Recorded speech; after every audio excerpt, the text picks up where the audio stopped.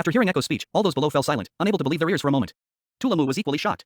At the same time, he finally understood the true purpose of why Axe and others had come all the way here.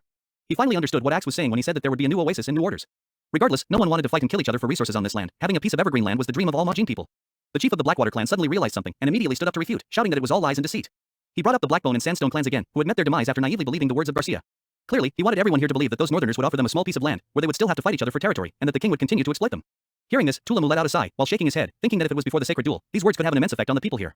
However, when he looked around, it appeared that everyone was discussing. However, no one paid attention to the words of the Blackwater clan chief. After all, with 5 duels and no deaths, the merciful image of the Asha clan had already spread throughout the entire southern territory. It wasn't difficult for people to realize that the king behind the opposition was equally benevolent and merciful. Many people began to waver, as, being from small clans, they could only keep fighting and barely surviving here. So why not try their luck in the north? Echo walked behind the Blackwater clan chief, telling him he was wrong. Pointing out that Garcia needed mercenaries, not citizens, and that was the biggest difference between Garcia and King Roland. That was also why she chose the powerful Blackbone and Sandstone clans known for their combat strength.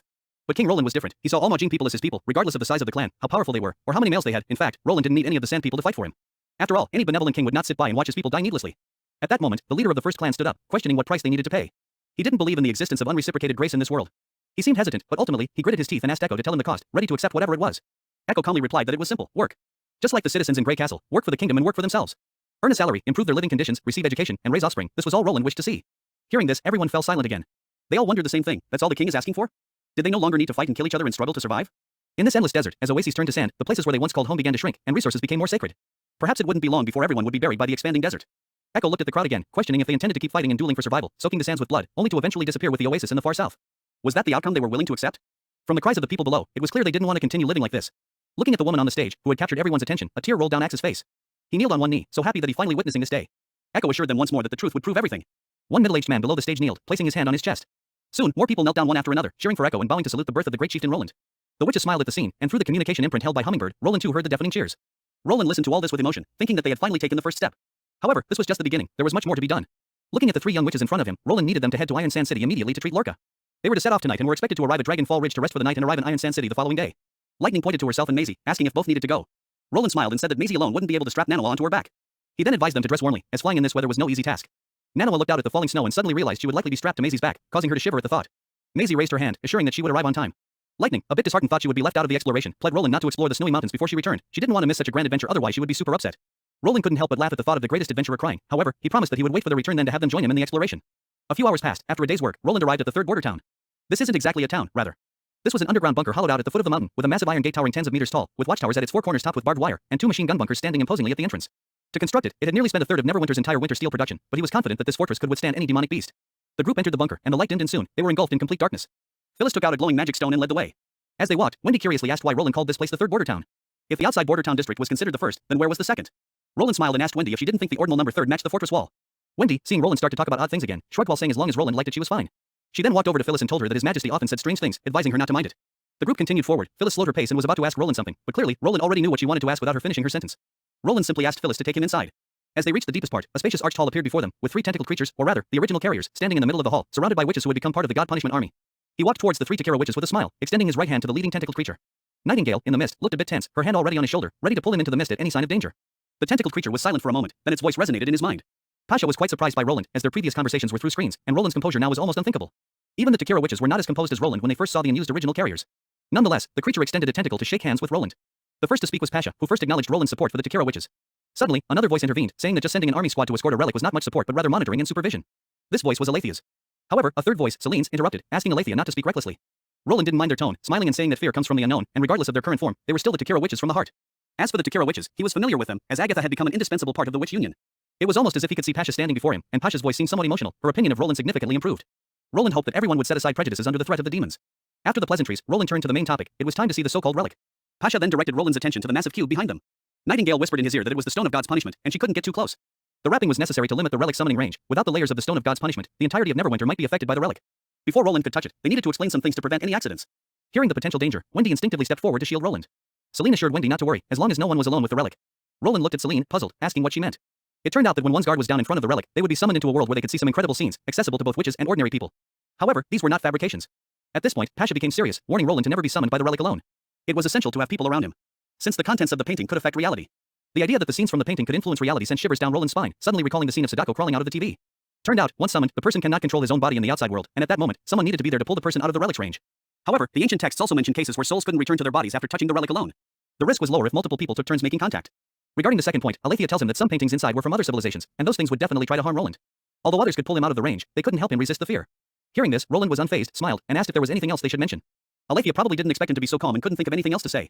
Roland sighed internally. As a modern person accustomed to all sorts of monsters, aliens, thrillers, and horror movies, he believed he was more tolerant than someone from this era. As long as it wouldn't cause real harm, he didn't think he would give up exploring the mysteries of the gods due to such a level of intimidation. When Roland was ready, Pasha opened the cube wrapping the relic, causing the relic float in the air. Wendy, somewhat worried, grabbed Roland's arm. Roland patted Wendy's hand, reassuring her not to worry, and smilingly said that with everyone present, he wouldn't be in danger. Then he took a few steps forward and sat down cross-legged next to the relic, closing his eyes. Meanwhile, Pasha and the others spoke words only they could hear. Aletheia grumbled that Roland was too arrogant and would surely be trembling with fear, suggesting they all mock him then. Celine gave her an annoyed glance, stating that ridiculing him would benefit no one. Mortal kings care a lot about their dignity and prestige, causing him to be embarrassed might make them bear his grudge. Worse still, if he developed a deep-seated fear of the demon, it could spell doom for the world. Pasha dismissively said they had issued all the warnings they couldn't possibly stop Roland now. Celine sighed, thinking it was a mistake to let Roland interact with the relic in the first place. Pasha shook her head, arguing that if they kept deceiving Roland and preventing him do so, they would never gain his trust. After all, some things can only be understood through personal experience. Celine wanted to say more but was interrupted by Pasha, who noted that the demons and eyeballs in the painting didn't always appear. Even if Roland got frightened this time, as long as they kept it a secret, no one else would know. Whether the witches around Roland would keep the secret was beyond their control. When Roland opened his eyes again, he found himself in an unknown space, just as the Takira witches had described. Around him were 4 large paintings. Roland slowly stood up, thinking that after experiencing many vivid and exaggerated dream worlds, few scenes could scare him now. He looked around. The first painting's chair had no demon sitting on it, and there was nothing strange in the deep-sea painting. Observing the other paintings, Roland realized that the relic might be a recorder of some sort, providing real-time feedback on the scenery around him. Looking at the only black painting, it seemed this represented the underground civilization that was eliminated. The fourth painting depicted the hall where Roland had been before. Roland greeted his own image and Wendy's in the painting, but it seemed they couldn't hear him. He shrugged, wondering where was the effect on reality. Then he began to try touching the paintings, but suddenly, there was a noise from the painting behind him. He felt a chill run through his body. He hadn't expected these paintings to have sound. Turning around, he saw that in the painting showing the throne, a black armored knight with a giant sword was now looking toward Roland, and another painting featured a giant creepy eyeball. Roland looked at these 2 paintings with some surprise, half-jokingly thinking they seemed to have coordinated to meet him here. He looked up and walked to the center of the 4 giant paintings, facing the creatures from 2 civilizations. He asked if they too had come to participate in the divine war, however, he received no response. Nonetheless, Roland kept talking, expressing he didn't want to fight if possible and suggesting that we all sit down and have a conversation instead. He tried to communicate with them but again, got no response, which was somewhat frustrating for Roland. Suddenly, he thought he saw the demon's chest heaving more rapidly, and the giant eyeball trembling. He jokingly thought it was a side effect of a staring contest. Although there was no danger, it was still quite strange. Just then, numerous giant tentacles appeared. We returned to the underground bunker, where the Takira witches waiting outside thought Roland hadn't seen anything because Roland didn't seem to be affected. Aletheia suggested they guess how long Roland could stay inside. Celine found it boring but still remarked that the best Takira witches who had experienced battlefields and fought demons often lasted longer inside, citing Acris who had set a record by staying a whole hour. Celine was indeed curious about how long Roland could stay inside, but she also worried that the longer he stayed, the more likely he was to become dizzy or even faint. Suddenly turning around, Celine asked Pasha if she had failed to mention this point. Pasha wasn't too concerned, believing that fainting wouldn't cause Roland to feel embarrassed and wouldn't cause any harm either, and it would reduce Roland's impulse to interact with the relic in the future, which she thought was good for everyone. It turned out Pasha hadn't forgotten, she had intentionally omitted this detail. After all, many people wouldn't appreciate being told everything, and certainly, preventing someone from exploring and connecting with the gods would provoke resentment. Aletheia commented, now understanding why Pasha was the Federation's top free seat substitute. Hearing this, Celine felt the same. Compared to being terrified of losing one's composure, fainting from exhaustion could be seen as an exit without side effects. It could curb Roland's curiosity without damaging relations between the 2 sides. Clearly, Pasha had thought further ahead than both of them. After a while, nearly 30 minutes had passed since Roland interacted with the relic, but there seemed to be no abnormalities. Aletheia was curious, suggesting they might witness a new record. Another 30 minutes had passed by. Celine, however, was uneasy, looking at Wendy standing there anxiously. She wondered if an unprecedented accident might occur. At the same time, Nightingale was actually talking to Wendy in the mist, both of them very concerned. After a few minutes, they both decided to act. Wendy couldn't help but step forward, seemingly wanting to wake the king, but was stopped by Pasha, who worried that Wendy too would be affected by the relic. Wendy insisted on going in to bring Roland out, but Pasha told her that what each person saw was unique, and even if she went in, she couldn't bring back the king. Seeing Wendy being stopped, Nightingale thought the Takira witches were up to something, worried about Roland's well-being. She emerged from the mist, a revolver in hand, pointed at the 3 Takira witches, her finger already on the trigger, ready to shoot at any moment. The 3 of them were startled, clearly knowing the power of the firearms. Without hesitation, they all prepared to forcefully pull Roland back.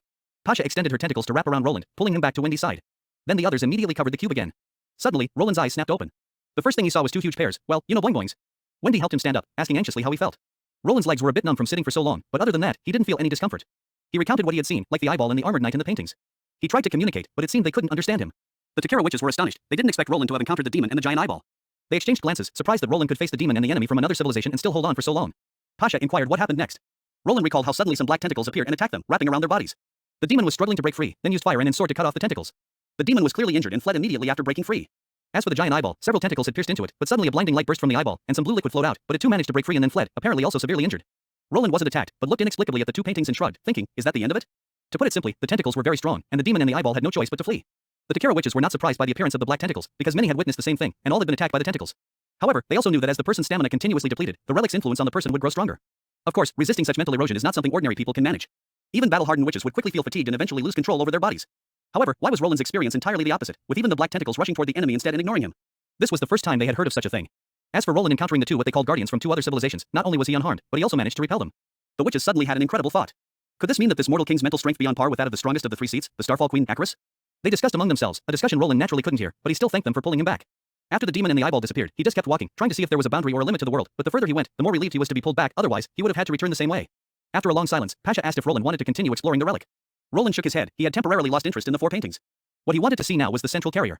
When Roland saw the central carrier with his own eyes, he couldn't help but inhale sharply.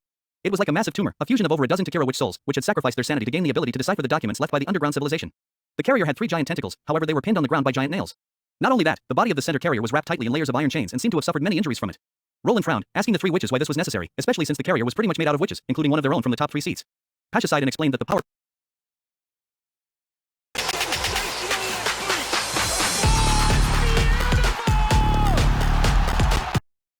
possessed by the carrier was not much weaker than that of the gods' punishment warriors. If they didn't do this, an unconscious carrier that could move freely might cause more trouble than the demonic beasts. Roland pointed out that the witches who voluntarily fused with the carrier had given everything to Takira and were now trapped in this dark corner, unable to move. This was unfair to them. Pasha understood Roland's point, her voice tinged with bitterness. Although they had tried to ask the witches inside the carrier about their feelings, they got no response.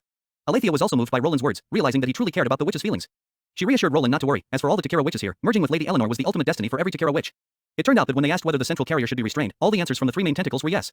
Otherwise, they wouldn't have secured her so thoroughly. Roland nodded, then mentioned that the witch union had 2 witches, Soroya who could draw extremely flexible fabrics, and Shadowfeather who could make objects sticky. Perhaps they could create something to stop the carrier from moving around while preventing further injuries and making it feel more comfortable. The witches were grateful for Roland's suggestion and bowed in thanks. Then he approached the central carrier and asked his question. It was a simple 1-digit addition question. When he asked if the answer he gave was right, the 3 tentacles lit up instantly, meaning yes. Surprising the Takira witches who didn't expect Roland to ask such a question. Roland explained it was just a test. Then he took out a paper, asking if he had 12,345 baskets, each containing 54,321 apples. How many apples would there be if they were all poured out? Roland gave the answer, a 9-digit number, quite a complex problem for that era, and asked if it was correct. As soon as he stated the number, the 3 tentacles' lights lit up again, just like before. The response was immediate, without any delay. It turned out that the central carrier could indeed calculate the answer and did so instantaneously. Even if it could only respond with yes or no, Roland thought this was of great help to the arithmetic department. At the very least, it could be used to verify results, reducing the error rate in large and complex calculations. Roland was delighted, crouching down and patting the main tentacle, complimenting how great she was. Pasha reminded him that the carrier couldn't communicate with Roland. Roland, however, believed that if it could understand his words and respond with yes or no, this was already a form of communication. He then suggested trying to see if it could express more than just affirmative or negative responses. He told the carrier to treat one glowing tentacle as 1, 2 as 2, and so on. His question was if the carrier could use a red light to represent the number 3. This wasn't a math question but held significant meaning. However, the central carrier did not respond immediately as before. After a few moments, one tentacle lit up with red light, another emitted a faint glow, and the last one did not light up. Pasha sighed, saying that Roland's question exceeded its capabilities. Turned out, they had tried before to make it express simple concepts, but once it went beyond simple right or wrong judgments, its response time would significantly slow down, and it could easily become confused as it did just now. Roland understood that this was a logical impediment. He then asked, worriedly, if this was okay for the carrier. Celine explained that it just needed some rest to recover. With the day's work done, Roland prepared to leave, thinking that it seemed biological computers weren't so easy to handle after all. Perhaps they needed to find a method that could answer with yes or no and also perform complex expressions.